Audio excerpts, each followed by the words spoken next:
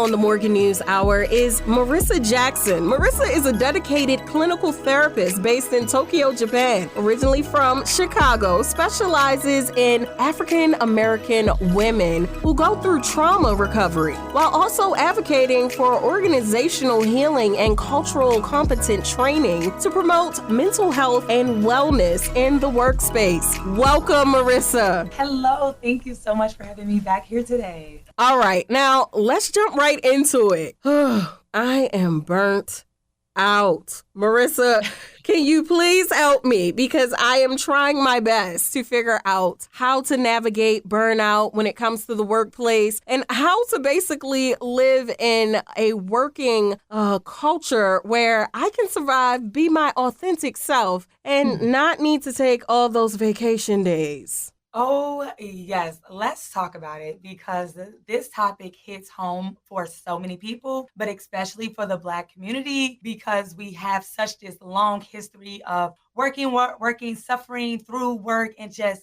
muscling through. But I think in 2024, burning yourself out is not needed when we have other options. But before we even get into how do we overcome it, the signs of it, what we can do, let's talk about what it is. Yes, right? let's talk about what is it.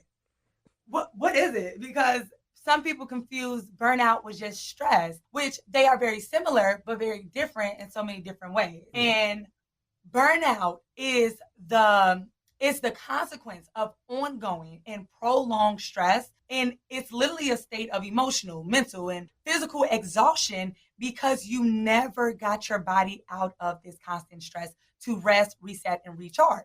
Oh, wow. So burnout is the consequence.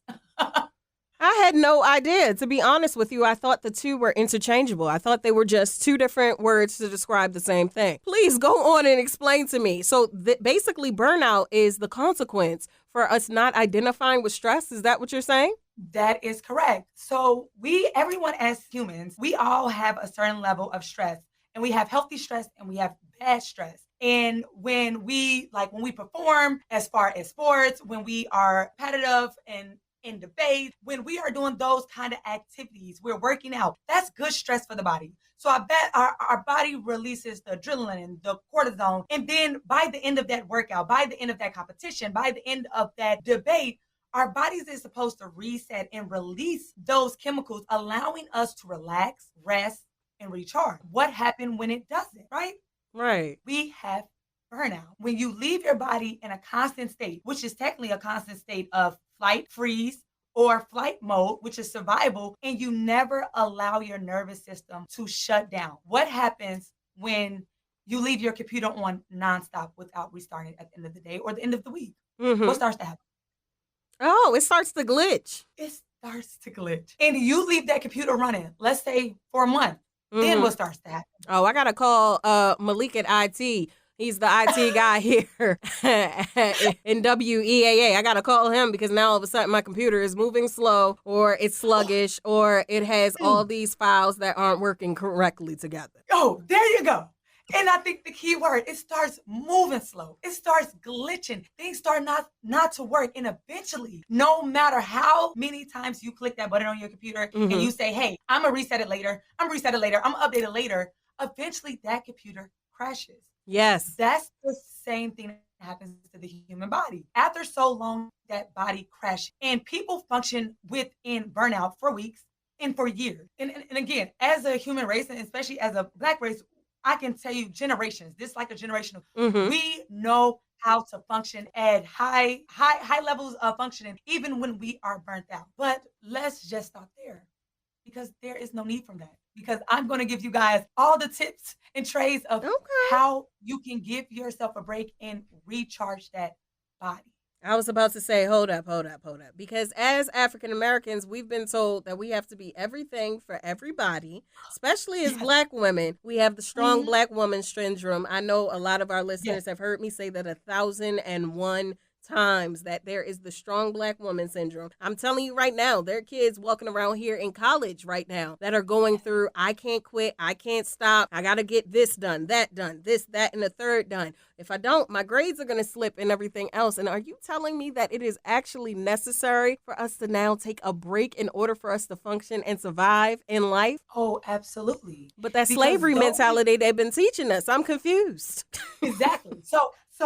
And that's why we believe that, I could just keep pushing. I could keep pushing. But when you think about the Black community, you think about the high levels of depression, anxiety, suicide. You think about the high levels of blood pressure, cholesterol, diabetes, cancer, aneurysms, strokes, heart attacks.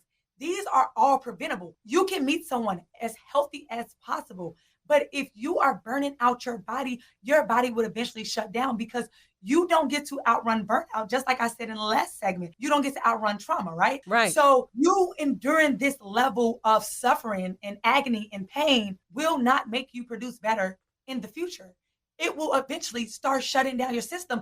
And it typically starts from the inside out. So that's why people, they will start having psychological, but they can ignore that, right? Right. History tells us already we can ignore that and we can just keep on pushing. But that body starts to shut down. Then what do you do?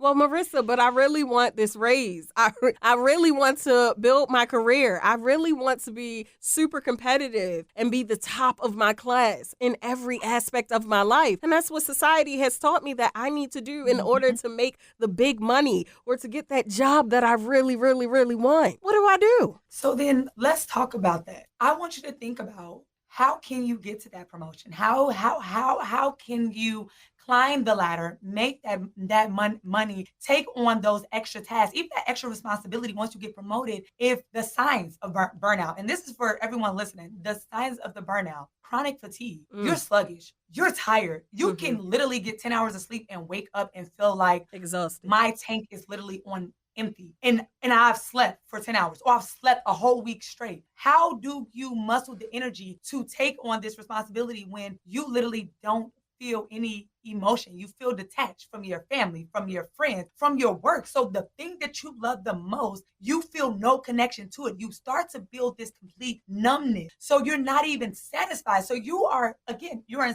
survival. Yeah. You're like barely making it. You have a decrease in your performance. And this is when the boss comes and say, hey, Mrs. Neal, we need to put you on that PIP, that performance review. Ooh. And at that point, you better know that they're trying to get you out the door. Yes, Lord. What happens? I'm just letting you guys know when they hit that PIP, that it means that they are trying to find something in order to get you out the door. But like you said, it's most of the time it's because they done already stretched and burnt you out and you haven't had a chance to actually recoup. Keep going, Marissa, because you're singing to me right now like Lauryn Hill would say, strumming my pain with his fingers. Literally. Yes. So if you think about that, and again, it's so hard for people to detect that this is happening because they associate it with the physical and the somatic symptoms. But when people are like, hey, I'm having all these stomach aches, I'm having these real bad migraines, I feel like I'm getting sick because one thing about the nervous system, when your nervous system is constantly under stress, Mrs. Neal, hear me, your immune system cannot work. So you are more likely to get sick. You are more likely to catch COVID again for the 1,000th time. You are more likely to get pneumonia. Your system, your immune system that's literally built to fight off infection cannot do it. So that's how the physical symptoms even start its onset and become problematic. But you just write it off as it's just physical, right? Like it's, right. Hey, maybe I exercise, maybe I started walking for 30 minutes. But at that point, when you have reached a level of burnout, that level of, okay, I can eat right, I can exercise, that's not enough. You have to do more because at that, you literally are barely functioning. You're irritable, your anxiety is through the roof, you're making more mistakes, you feel constantly overwhelmed, like you are at your wit's end. So let's talk about before you get there, or for some of the people that's listening that is already there, what can you do? Yes. That's an important question, right? So if you are already there in your job, and we are in an economy where, hey, you need both spouses working, you need your kids working, you need grandma working in order to survive in this economy. So It's not as easy as, hey, quit your job, right? So for those that are still working within their positions, I want to say first, look into your FMLA. That's your Family Medical Leave Act. You want to see if your employer have some kind of policy Mm-hmm. that you're eligible for that will allow you to get unpaid leave for 12 weeks. And I know that sounds like really cringy. Wait, no, I can't afford to be off for 12 weeks. But in those 12 weeks, if you need to look for a job, if you just need to take off for your mental health, it will allow you to continue to keep your job while you are off. And for some positions, they do pay, but in some cases they do not. So just kind of be Okay. prepared for that. In that case, I know for some employers they have what AFLAC, but any kind of short term disability, and people don't know that you can use mental health. Mental health is a disability. So if you are burnt out and you Wait have a reached a minute. point We where, not gonna slide yeah, past that. Did you just tell well, me that I could use FMLA, right? yes, For yes, me having a mental breakdown. So I could get the yes, job to give me time off for them yep, causing me to have a mental breakdown. 12 weeks at Oh, that. 12 weeks, wow. I wish I would have known 12 this in my weeks. old job before I found my career that I love so much. I'm serious. I had no idea. Oh, keep going Yes, because I need to get a pen and a piece of paper for this. please do. So being able, if you can afford it, especially if you have a spouse, take that time because again, PTO would not be enough to allow you to reset because you could take a vacation for a week, but when you're burnt out, that week literally did absolutely nothing for you and you're still very, very tired. So Mhm. that's an option. Short term disability, again, if you could get a letter from your physician, from your psychiatrist, from your therapist, and if you're feeling burnt out, if you're like, even before you get to that stage, I highly, highly recommend seek treatment because there is probably no therapist on God and Green's earth, unless they absolutely need money, that will write you a letter because you came to 2 sessions and now you want to use your short-term disability. I know personally in Mm. my private practice, I have to be working with a client for at least 6 months because I have to know that one, you are actually wanting to work, you are actually wanting to get better, you want to get a higher level of function so you can get back to that work, to a new job, to your business, whatever it might be. But no one is going to just write you a letter because you came to 2 sessions and say, hey, put my name at the bottom for her to get FMLA or short-term disability. Mhm. So if you already start to feel it, go seek professional help off that. So that you already have your paper trail going. Okay, Now, I if do have those a things, question about that one now. I hate to cut you yes, off. Now, it no, is you're fine. hard to get in with a therapist. I'm not going to lie to you. I Mm, hear it. I just had a couple of people my last session that was talking about, like I want to see my counselor. I want to talk to my yeah. therapist on a regular basis, but you guys are booked and busy, as they like to say. And it is hard to get in there on a consistent basis. What tips and tricks do you have to be able to see your therapist on a regular basis? Because I'm telling you, y'all be booked and booked and busy. And you know what? That is no lies told, Mrs. Neal. It is absolutely just that because not only are we booked and we're busy, we're also burnt out. Oh. After the pandemic, because a lot of us worked every single day. And it wasn't like, we call that a collective trauma, but it wasn't that we were just working like, essential staff. It was we were waking up. And I know I was in Maryland. I was waking up to protest. I was waking up to my Black brothers and sisters being killed, like being Mm-hmm. killed at the hands of police and then having to go support my clients. I was talking to my clients while their family members were dying, while everybody in the house, down to the little toddlers, whole house full of COVID. It was massive. And they talk about the long-term effects, and we are seeing it. This is what this is. Because if we wasn't already at a shortage before the pandemic, we are absolutely at a shortage. So what tips and trades would I say? And this is going to come from the clinical and the personal side because I'm a therapist that have a therapist. Mm-hmm. And when I can resonate with my clients on how hard it is to find a good therapist, one, you want to advocate for yourself. So whatever policy that you have, you want to call them, you want them to give you a list of providers. Do not just let them give you any and everybody. Do not be afraid to say shop around until you find your therapist. But when you find them, make it clear of your expectations, how many times you want to meet a week. And of course, we have to have it has to be a clinical need, right? Mm-hmm. But at minimum, weekly when you are starting off. So make it clear and then finding someone that really fits your schedule, fits the frequency. And if you have to pay out of pocket, and trust me, that's a huge thing too. If you have to pay out of pocket, it is well worth it to make sure that your mental health is well. If you can afford it, if you can do it, because having access to mental health is a luxury for the Black community. And then being able to pay out of pocket is almost like a luxury to the Black community as well. So I think there is so layered, and systematically it is so many barriers that's put in place that makes it hard, that you are absolutely right. Like, it is such a challenge. I love the But way when you that you find your said therapist, that.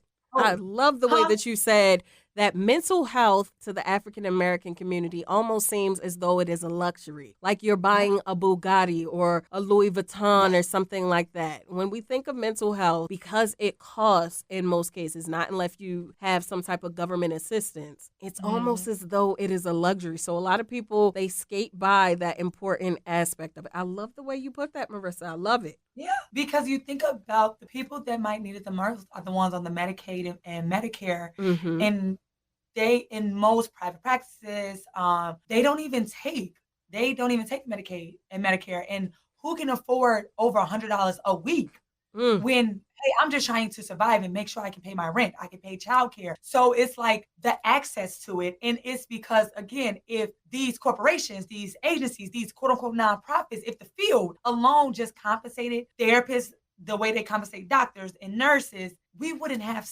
these huge barriers that, like, the people that need it the most, that need it, like that access, we can't even give it to them, you know? So that's Absolutely. why we do pro bono, we do sliding scales. And that's a huge thing too. If you can find clinicians that are new in the field, that are not independently licensed, they typically do sessions for $50. And I know people be like, hey, they are new. But what I can tell you one thing about this generation of therapists, they are beasts when it comes to wanting to fight oppression, systematic racism, wanting to help with issues just like burnout. So they are new, they are excited, they are ready to work. So $50, baby, let's do it. Mm-hmm. Go and find that clinician. That is, and that's a big one too. Finding clinicians that are not independently licensed, meaning that they are LMSWs, licensed masters of social work, instead of licensed clinical social workers. Okay, all right. Now let's jump right back into it because I want to Okay, give them the opportunity, and I know I only have you for about 6 more minutes. So let's okay. jump right back into Let's it. get back to it. So you decide that those other options that I mentioned, like, are just not feasible. And it's like, no, I need to leave this job.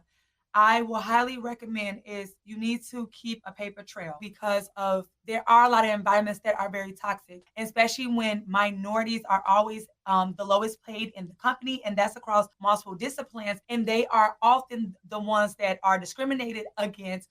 So keeping a paper trail so that at minimum, when you have to leave that job because of that burnout and that stress, you have evidence that you can give to unemployment, and it varies state by state, where you can at least apply for unemployment and say it was a hostile work environment. And Mm. that's another way to get out of it, where you can still get paid and get at least 60 to 80% of your income.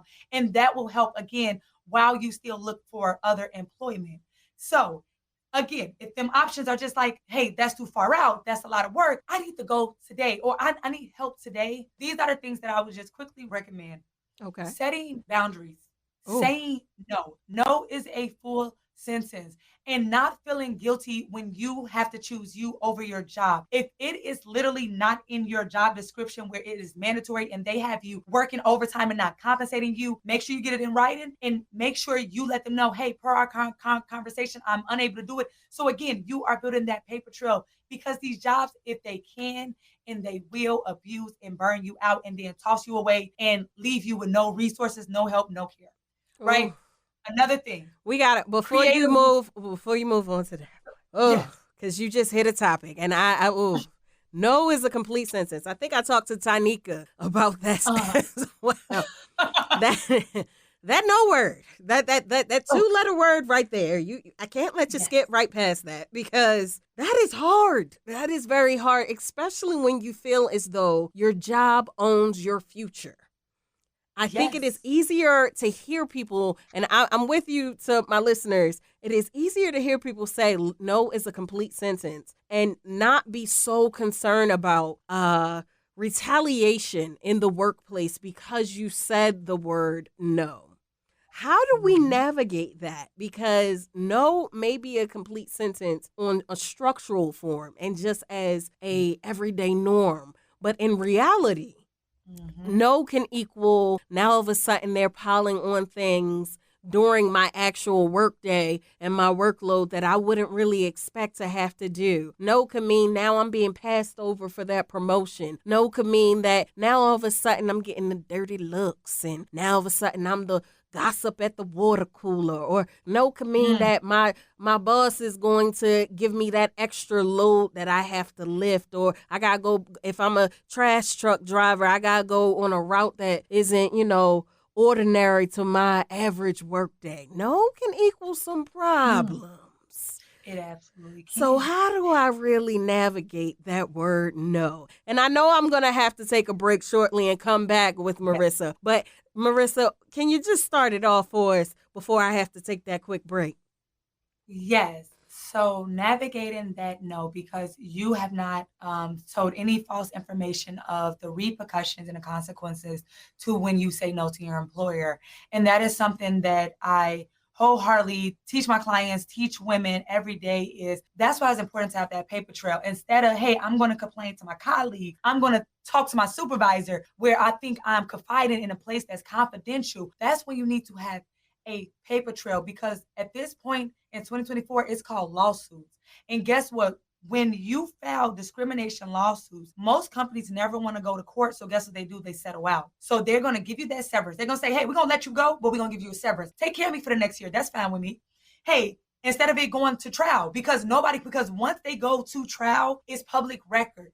No company wants to see that they have discriminated against, but they know that they can use these scare tactics to make people fear of their jobs, of just their livelihood. So they will do these retaliation tactics of cutting hours, sending aggressive emails, calling you on meetings with three people in there, mind you, off record. And that's where it's like, hey, copy every single email. Print out every single email. Put every single conversation in writing. Keep a paper trail, because that is the lawsuit that you're going to file when you get done with this employment. So you leave here not empty-handed. And I have personally been through that process twice. So not only do I understand the mental bandwidth that you have, because that's another layer, that's another barrier, because they will drag it out because they got the time and the money for it. So I think this conversation and how you go about it, this answer goes way deep than even the time that I even have to explain how to do it, and then what to do, how to do it in a way that, hey, I just can't afford, or I just don't have the capacity. I don't have the capacity because I'm burnt out. I don't have the capacity to go toe to toe with them. So how do I do it in a professional way? It goes so much further than just this quick answer, because systematically there is, what I've seen be done to people is unfathomable, like, honestly. And some people really, they have their families. And these corporations and companies, they will target your family, your friends, they will blackmail you. So they will make it so hard, all because you said no. Now, I have to take a quick break, Marissa. I'm speaking with Marissa Jackson. She's a dedicated clinical therapist. She's based in Tokyo, but we're going to talk so much more with her because we have to finish. She has some tricks and tips for you when it comes to burnout here on the Morgan News Hour on WEAA 88.9.